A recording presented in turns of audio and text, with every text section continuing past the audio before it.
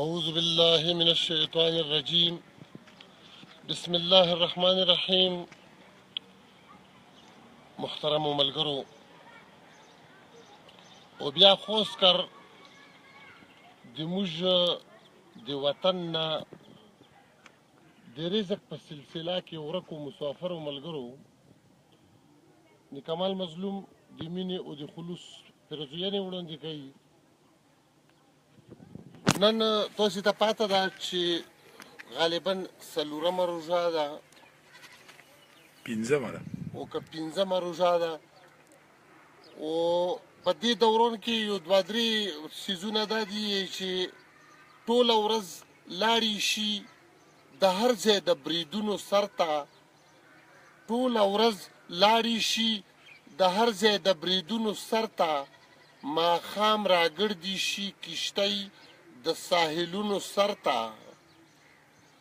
او زمونږ د کلي د ګورګورو موسم لرې نه دی، زمونږ د کلي د ګورګورو موسم لرې نه دی، ته چې رانغلې ما به څوک بوځي د غرونو سر ته.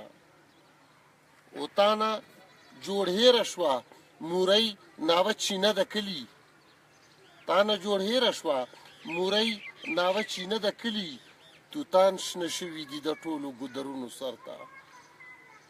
ملګرو دې خبرو نه مې دا مطلب دی چې یو پلا لکه روژه ده، که روژې ته وګورو نو بیا موږ ته صرف او صرف نعتیه کلامونه پکار دي چې یایو. خو خیر دی، خو زه هسې په جوماتونو کې یامه موږ ځای ځایګې ته ګورو چې د کومې خبرې ځای وي نو هغسې یایو. خو دې پله ګورګورې هم راتورې شوي دي او ګورګورې بیا په داسې طریقه کې راتورې شوي دي چې څنګه ګورګورې راتورې شوې نو دلته کې روژه شوه. نو پرون غره ته زه لاړم نو په ټول غره کې زه ګوښی ګرځېدم نو دې پله د ګورګورې لکه خروپېږي، ځکه چې څوک یې نه رشو کوي خو خروپېږي که نه. دویم نمبر خبره دا ده چې لکه ما د دې نه مخکې د موږ د زمونږ کلي زما کلی کوټلي کلان بشیر صاحب په باره شبیر صاحب سوري شبیر صاحب په باره کې ما لکه دا خبره کوله چې عموما چې موږ لکه موږ نه چې څوک ریکارډینګ کوي نو موږ د هغه په باره کې زیات تر اډورټایزمنټ کوو. خو زه دا نه یم، زه اوس په دې یوه منټ کې چې د ده نه څومره متاثره شوم چې دا د کلي په باره کې تاسو ته په کومه طریقه باندې لکه مثال د میسیجونه در پوسټ کوي نو زه د ده مشکور د تاسو دپاره ځکه یم چې عموما چې د کلو په دې ګاډو ماډو کیسې نو کله به اوسه شټپني نه وي، کله به اوسه ګاډی یوه ځای کې وداري د سره په یوه موبایل کې ریکارډینګ لکه بند شو په څه وجه باندې اقدامې د جیب نه بل راویستو. صرف دا کوشش وي چې په هر حالات په هر کوشش په هر حالاتو کې لکه دا تاسو ته دې ځای د حالات لکه دروستی د نظارې د چې کوم د کلي لکه د شنه بوټي و دا په مسافریو کې لکه موږ لیدلی دي چې دا په مسافریو کې ډېر په انسان باندې ښه لګي. په بار ملکونو کې چې د خپل وطن د خړو خاورو نظار مسافري د غلامۍ نامه ده.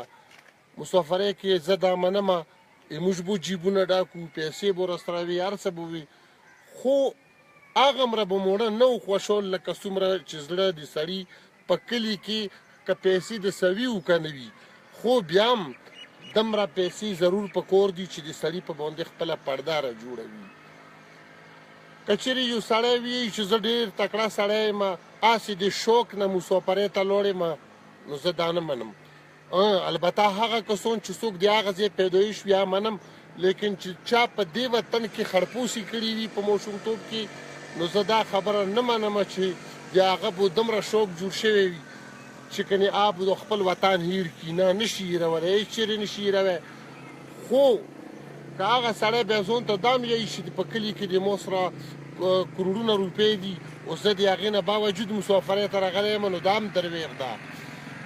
د دغې غربت په باره کې یو دوه درې شعرونه مې لیکلي دي، تاسې د نظره یې کومه، تاسې سره یې شیر کومه. الله دې وکړي لکه څنګه مې چې تاسو ته وویل چې څه خبرې داسې وي چې ای رهبره ته تې څه له خفه کېږي، څه خبرې وي ښکاره څه د پردي وي. بعض اوقات لکه د موږ تکړه ملګري نه چې کوم په دې خبرو پوهېږي، خو د ما غوندې کم علمه ملګري تنقید هم کوي چې دا خو روژه ده، په دې روژه کې دا ټاپک پکار دی، په دې کې دا پکار دی. ټیک ده، لکه زیات تر موږ کوشش کوو چې موږ نعتیه څیزونه ووایو، خو دا هم داسې نه دی چې کنې دا رومان دی او جانان دی. نه، په دې کې لکه یو د څه خبرو غرض وي انسان چې هغه لکه تاسې د نظر نه یې کوي مسافرۍ سره او غربت سره یې لږ غوندې تعلق دی. نو دا دوه درې شعرونه یمه او د دې شعرونو تاسې ته د رسولو د شبیر صاحب د زړه د کومې نه مشکور یم. چې ګیدړ چې د زمري نه جوړوي هغه غربت دی. ګیدړ چې د زمري نه جوړوي هغه غربت دی، او سړی چې له ژوندونه مړوي هغه غربت دی. ګیدړ چې د زمري نه جوړوي هغه غربت دی، سړی چې له ژوندونه مړوي هغه غربت دی. او بې وخته یې پردي وطن کې تور سرونه سپین شي.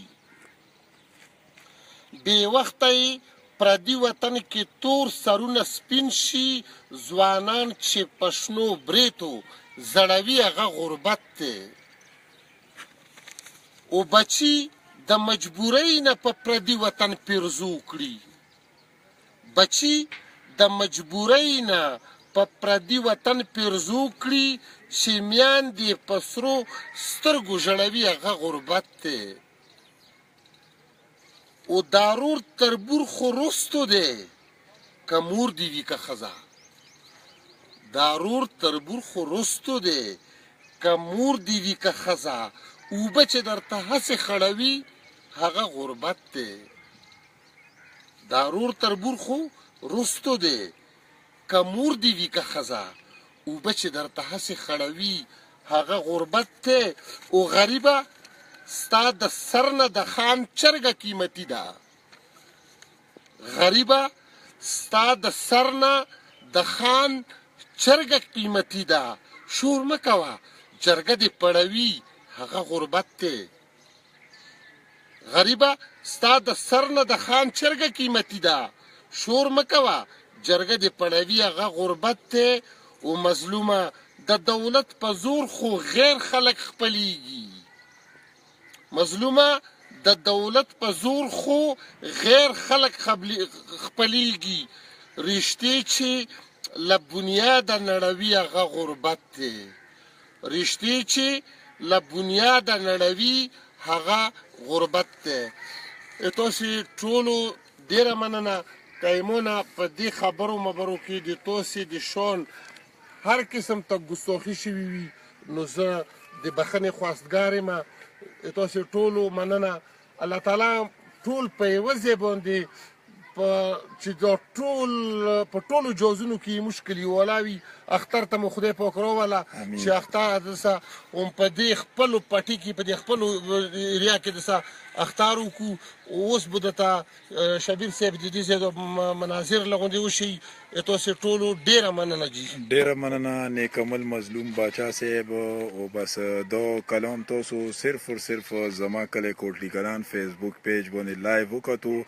امید دی چې ټولو مسافرونو به دا کلام چې کوم نیکمل مظلوم موی کوټلی کلان مشهور شاعر صاحب دی اب تاسو خوښ وي دا کلام. او ډېره مننه ټولو ملګرو چې چا چې موږ ته کومنټونه وکړو. خو ما خو کلام په دوران کې جواب ځکه نه شو دیر کوی چې هلته بیا مزه یې بیا نه کوله. نو چا چې کومنټونه کړي دي هغو ډېره مننه، ډېره شکریه. او موږ د پیج زما کلی کوټلی کلان فیسبوک پیج د طرفه ټولو ته سپیشلی دعا سلام. اوس به دنه موږ اجازات وغواړو او اپډیټ دا دیر کوو چې په کلي کې دن موسم دغه د ګزوراله جکوي. ورېځ راغلي ده چارو طرف ته، چېته کې ورېځ ده چېته کې لکه اسمان شین دی. امید لرو چې الله به د رحمت بارانونه چې کوم دی نو سټارټ کړي په دې رمضان مبارک میاشت کې.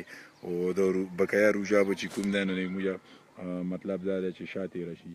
اوس به دنه اجازات وغواړو انشاءالله بل نوي کلیپ سره به موږ بیا حاضرېږو. تر هغې پورې الله